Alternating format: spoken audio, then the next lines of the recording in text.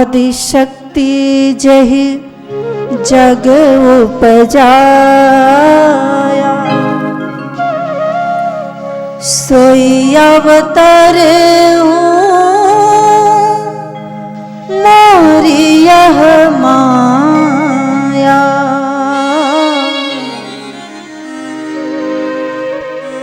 माँ भगवती कौन है?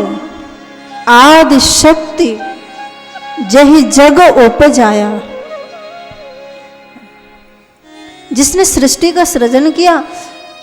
वैसे तो कहते हैं ब्रह्मा जी सृजन करते हैं, विष्णु जी पालन करते हैं, शिव संहार, लेकिन ब्रह्मा जी जो सृष्टि का सृजन करते हैं वो किसी न किसी शक्ति का आश्रय लेकर के ही करते हैं। विष्णु जी जो जगत का पालन करते हैं वो शक्ति का आश्रय लेकर के ही करते हैं। आदि शक्ति जही जग उपजा,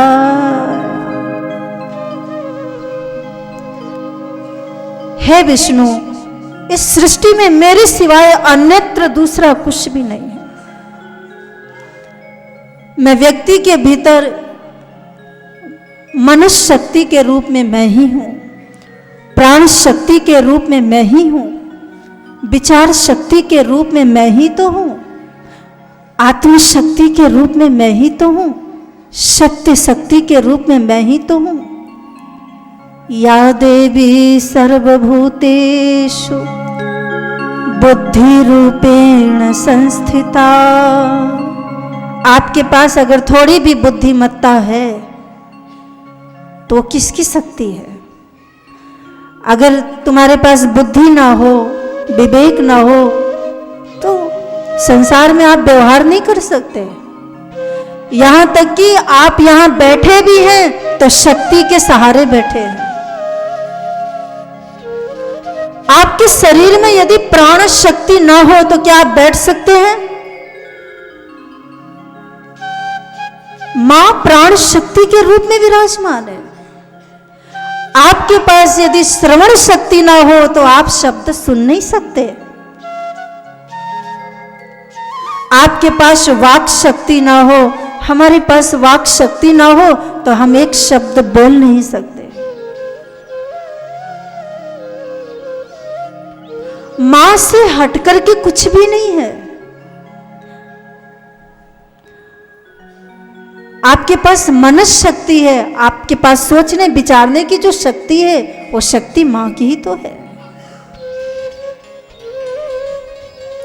और अगर आपके शरीर से प्राण निकल जाए तो क्या शरीर शरीर रहेगा? इंसान इंसान रहेगा? आपके शरीर से प्राण निकलते ही लोग क्या कहते हैं? मिट्टी को घर से निकालो, मुर्दे को घर से निकालो। मतलब प्राण शक्ति निकलते ही वो शरीर मुर्दा बन गया। भगवान विष्णु को संबोधित करते हुए मां भगवती जगदम्बा ने कहा कि हे विष्णु, जब कोई आदमी कमजोर हो जाता है, दुर्बल हो जाता है, तो कोई ये नहीं कहता कि हमारे अंदर अब शिव नहीं रहे, हमारे अंदर अब विष्णु नहीं रहे, कि हमारे अंदर अब ब्रह्मा जी नहीं रहे। कोई कहता है? आप यदि 10 दिन बीमार पड़ जाएं, आपको कुछ बुखार हो जाए, सर्दी जुकाम हो जाए, 3 दिन भी आपका खाना छूट जाए, तो जो दुर्बलता आती है आपके शरीर में, जो कमजोरी आती है, तो आप क्या कहते हो? कोई ये नहीं कहता कि हमारे अंदर शिव नहीं रहे, विष्णु नहीं रहे, ब्रह्मा जी नहीं रहे। लोग क्या कहते हैं? अरे क्या बताएं, हमारे अंदर तो शक्ति ना रही। मुंह से क्या निकलता है? हमारे भीतर तो शक्ति नहीं रही। तो आपके भीतर वो कौन है? या देवी सर्वभूतेषु शक्ति रूपेण संस्थिता। नमस्तस्यै नमस्तस्यै नमस्तस्यै नमो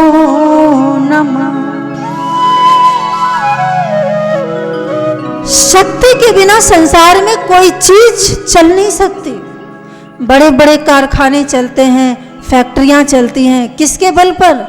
पावर के बल पर, शक्ति के बल पर, विद्युत शक्ति के बल पर मशीनें चलती हैं, कारखाने चलते हैं। सूर्य में यदि रोशनी ना हो तो सूर्य का कोई महत्व ही नहीं। अग्नि में यदि उसकी दाहिका शक्ति ना हो तो अग्नि का क्या कोई महत्व है? अग्नि का महत्व इसलिए है क्योंकि अग्नि में उसकी दाहिका शक्ति है। सूर्य का महत्व इसलिए है क्योंकि सूर्य में उसकी शक्ति है। लेकिन सूर्य को भी शक्ति देने वाली कौन? चंद्रमा को भी शक्ति देने वाली कौन है? वही है आद्य शक्ति। आदि शक्ति, गोस्वामी जी ने उनकी वंदना की। और ये शब्द किसने कहे? भगवान श्री रामचंद्र जी ने। मनु जी की कठिन तपस्या से जब भगवान प्रकट हुए तो मनु जी ने वरदान मांगा कि हे भगवान, मेरी बड़ी इच्छा है कि चाहि तुम ही समान सुत, हम आप जैसा बेटा चाहते हैं। तो मनु जी ने कहा, मेरे जैसा बेटा चाहते हो तो मैं स्वयं बन करके आऊंगा, क्योंकि मेरे जैसा तो कोई है नहीं। ब्रह्म जैसा सृष्टि में कौन हो सकता है? लेकिन भगवान ने सोचा कि अगर मैं आ जाऊंगा और मेरे जैसा कोई होगा नहीं, तो जब मेरा विवाह होगा तो मेरे विवाह के लिए भी जो पत्नी चाहिए वो भी मेरे योग्य होनी चाहिए, तो वो भी अवतरित होंगी। कौन? तब भगवान ने कहा, मनु जी, ये मेरे वाम भाग में जो सुशोभित है सीता, ये कौन है? आदि शक्ति जय जग उपजाया, ये मेरी शक्ति है जिसने सृष्टि को उपजाया है। सोई अवतर हूं, ये भी अवतार लेंगी। मैं आपके यहाँ अयोध्या में अवतार लूंगा और ये मिथिला में जाकर राजा जनक के यहाँ अवतार लेंगे। सोई अवतर हूं मोरी यह माया। तो भगवान शक्तिमान है और भगवती शक्ति है। भगवान राम शक्तिमान है तो सीता उनकी शक्ति है। भगवान कृष्ण शक्तिमान है तो श्री राधा रानी उनकी शक्ति है। भगवान शिव शक्तिमान है तो माँ भगवती भवानी जगदम्बा उनकी शक्ति है। इसलिए दोनों में भेद नहीं करना चाहिए। ऐसा नहीं कि भगवान अलग है और भगवती अलग है, नहीं, दोनों में किंचित मात्र भी भेद नहीं है। जैसे बोले, जैसे जल और जल की तरंग में कोई भेद नहीं, ऐसे ही शक्ति और शक्तिमान में कोई भेद नहीं।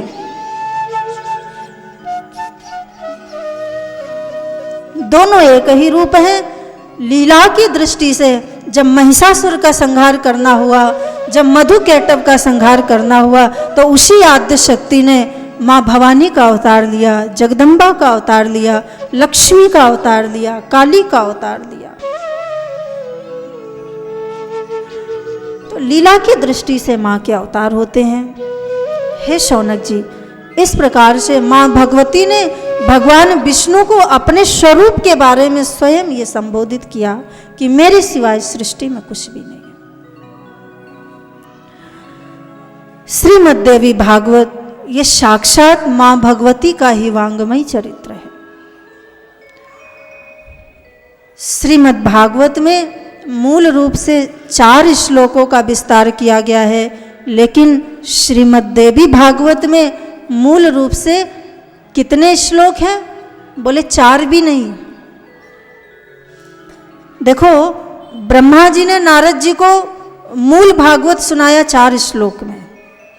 नारद जी ने वही चतुर्श्लोकी भागवत व्यास जी को सुनाया और व्यास जी ने उसी चतुर्श्लोकी भागवत का विस्तार 18,000 श्लोकों में किया। लेकिन श्रीमद् देवी भागवत में कितने श्लोक हैं? बोले एक भी नहीं है, दो भी नहीं है, तीन भी नहीं है, मात्र अर्ध श्लोक है। अर्ध श्लोक ये भी साक्षात मां भगवती जगदम्बा के मुखारविंद से प्रकट हुआ। सर्वम खलविदम मेवाम नान्यम दस्ति सनातन। जब ये सारी सृष्टि जलमग्न थी, उस समय भगवान बाल मुकुंद के रूप में वट वृक्ष वट पत्र के ऊपर जब शयन कर रहे थे, अपने मुख में अंगूठा डाले हुए, उस समय आद्य शक्ति महामाया ने भगवान विष्णु को अर्ध श्लोक का उपदेश दिया। और यही अर्ध श्लोक भगवान विष्णु ने सबसे पहले ब्रह्मा जी को सुनाया। ब्रह्मा जी ने यही अर्ध श्लोक का उपदेश नारद जी को दिया, और नारद जी ने ये अर्ध आधि श्लोक व्यास जी को दिया, और व्यास जी ने मात्र आधि श्लोक का विस्तार उन्होंने श्रीमद् देवी भागवत में किया। इसमें भी 18,000 श्लोक है, 12 स्कंद देवी भागवत में भी है। श्री महर्षि वेद व्यास जी ने श्रीमद् देवी भागवत पुराण की रचना की तो किसी को भी पढ़ाया नहीं। श्रीमद् भागवत की जब रचना की तो सुखदेव जी को पढ़ाया, लेकिन जब देवी भागवत की रचना हुई तो किसी को नहीं पढ़ाया। किसको पढ़ाया? जन्मेजय जी को। जन्मेजय जी महर्षि वेद व्यास जी की शरण में आए और प्रार्थना की कि हे वेद व्यास जी, आप उद्धार कीजिए। किसका? बोले मेरे पिताजी का। कौन? बोले परीक्षित जी का। अब यहाँ ध्यान दें कि देवी भागवत में जिन परीक्षित जी की कथा का वर्णन है, ये वो परीक्षित नहीं है जो श्रीमद् भागवत में है। श्रीमद् भागवत के जो परीक्षित हैं, उनकी मुक्ति श्रीमद् भागवत से हुई थी सुखदेव जी के द्वारा। लेकिन ये जो परीक्षित हैं, कल्प भेद की दृष्टि से बदल जाते हैं। उस कल्प में वो परीक्षित थे, लेकिन दूसरे कल्प में ये दूसरे परीक्षित हुए। घटना भी लगभग वही है कि इनको भी ऋषि का एक श्राप मिला था, तक्षक नाग के। अंतर बस इतना ही है कि वो परीक्षित को जब श्राप लगा तो वो गुरुदेव की शरण में गए, लेकिन जब इस परीक्षित को श्राप लगा तो ये गुरु की शरण में नहीं गए, ये बेटे की शरण में गए कि बेटा तू मुझे मौत से बचा ले, 7 दिन बाद मेरी मृत्यु है। बेटे ने कहा पिताजी चिंता मत कीजिए, मैं आपके लिए 7 मंजिले का मकान बनाऊंगा, कोई परिंदा भी उसमें पर नहीं मार पाएगा। क्या कोई मृत्यु को रोक सकता है? जन्मेजय जी ने बहुत प्रयास किया, 7 मंजिले का मकान बनवाया, ऐसा मकान जिसमें हवा भी ना जा सके, लेकिन काल को कोई रोक नहीं सकता।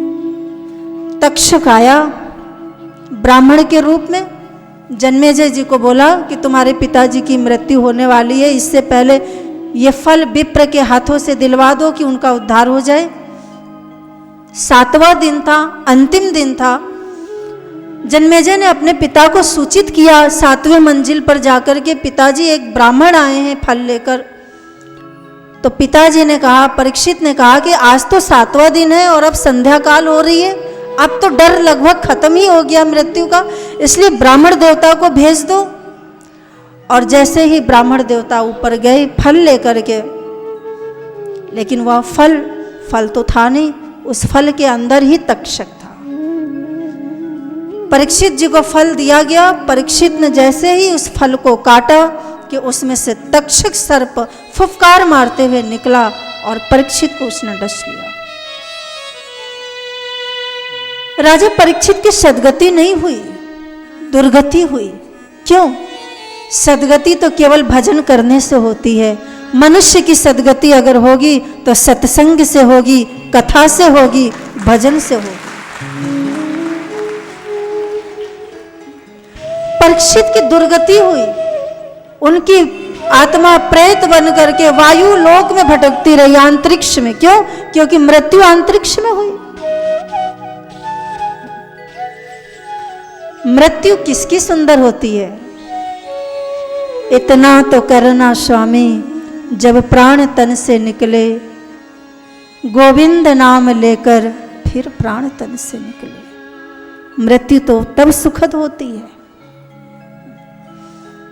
तो जन्मेजय ने अपने पिता की उद्धार हेतु व्यास जी की शरण में आए और वेद व्यास जी से करबद्ध जोड़ करके निवेदन किया कि मेरे पिता की आप उद्धार कीजिए। तब वेद व्यास जी ने श्रीमद् देवी भागवत महापुराण कथा का आयोजन किया और सबने बड़े भाव से यह कथा सुनी और उन परीक्षित जी का उद्धार हुआ। तत्काल वह परीक्षित विमान में बैठ करके स्वर्ग के लोक में गए। समस्त ऋषि मुनियों ने श्रीमद् देवी भागवत की महिमा सुनी। उसी समय मां भगवती अष्टभुजी वहां प्रकट हो गई। बोलिए जगदम्बा मैया की जय।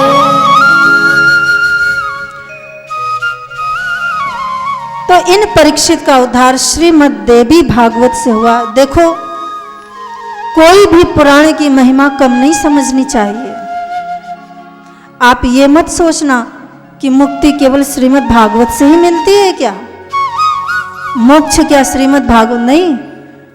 श्रीमद् भागवत से भी मुक्ति मिलती है, राम कथा से भी मुक्ति मिलती है, शिव पुराण से भी मुक्ति प्रत्येक पुराण से मिलती है। महर्षि वेदव्यास जी द्वारा रचित ये 18 पुराण हमारे लिए मोक्षदायक है, मुक्तिदायक है। जिस प्रकार से गंगा के किनारे हजारों नावें खड़ी होती हैं, आपने देखा होगा कितनी सारी नावें तट पर लगी होती हैं, तो सारी नावें गंगा पार करती हैं। हाँ, ये अलग बात है जिसकी जो रुचि हो जिस नाव में बैठ जाए, जिसकी रुचि हो कि हम इस नाव में बैठेंगे वो उसमें बैठे, वो उसमें, लेकिन एक ही नाव भवसागर से पार करती है। रुचि सबकी अलग अलग है। उसी प्रकार से जिसकी रुचि हो श्रीमद् भागवत कथा की नाव में बैठे तो वह भी भवसागर से तर जाएगा। जिसकी रुचि हो श्री राम कथा रूपी नाव में बैठे तो वह भी भवसागर से तर जाएगा। जिसकी रुचि हो शिव पुराण की नौका में बैठे, शिव भक्ति की नौका में बैठे तो उसका भी उद्धार हो जाएगा। जिसकी रुचि हो कि मैं माँ भगवती की कृपा रूपी नौका में बैठूं तो उसका भी उद्धार हो जाता है। हे माँ तू मेरी, हे माँ तू मेरी, हे माँ तू मेरी, हे माँ तू मेरी, हे माँ तू मेरी, हे माँ तू मेरी, हे माँ तू मेरी, हे माँ तू मेरी, हे माँ तू मेरी, हे माँ तू मेरी, हे माँ तू मेरी, हे माँ तू मेरी, हे माँ। सभी भाव से माँ की शरण में। हे माँ तू मेरी, हे माँ तू मेरी, हे माँ तू मेरी। कैसी ये तेरी लीला है अम्बे, कैसी ये तेरी लीला है अम्बे। हे माँ तू मेरी,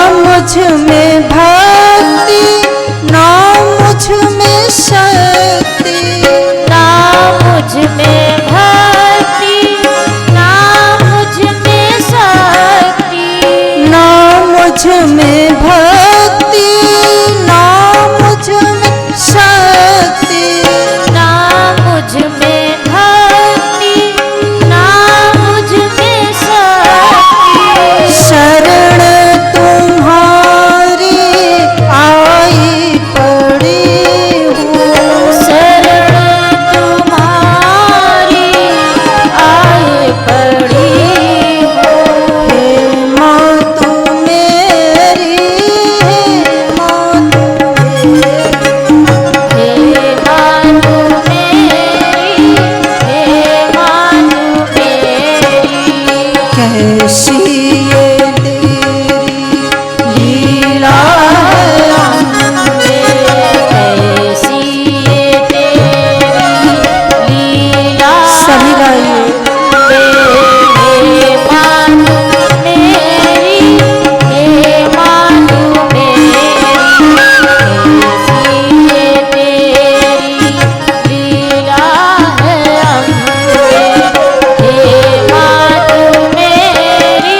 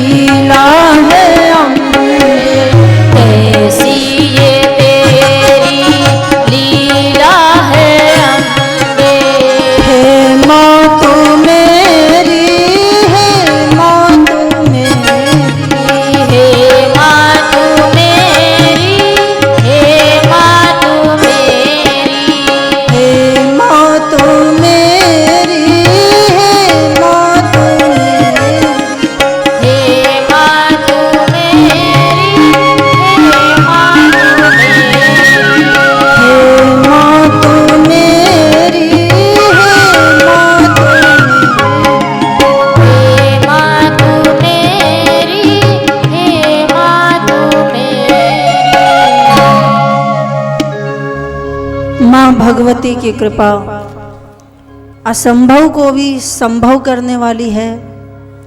माँ भगवती की कृपा बड़ी सी बड़ी मुश्किलों को भी एक क्षण में सुलझाने वाली होती है।